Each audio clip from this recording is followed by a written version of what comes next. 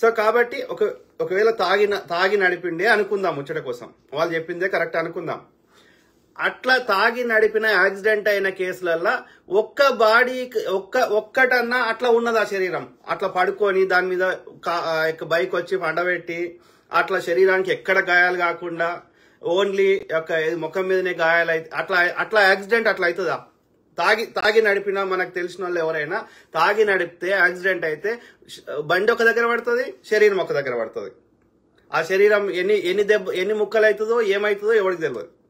అదే లారీ కిందనో పెద్ద వాహనం కింద వస్తే అయితే బండి తునకలు అవుతుంది, శరీరం తునకలు అవుతుంది కదా. ఆమె ఎవరు, మన సాయన్న కూతురు, సికింద్రాబాద్ మాజీ ఎమ్మెల్యే, ఆయన కూతురు, ఆమె పేరు లాస్యనందిత. ఆమె పొద్దుగాల 4 గంటలకు వస్తుంది, ఆమె తాగలేదు, అది 3వసారి అది యాక్సిడెంట్ అయింది. ఆ జీన్స్ లో ఉన్నది ఆమె కింద పడ్డది. ఆమె పరిస్థితి ఎట్లుండే?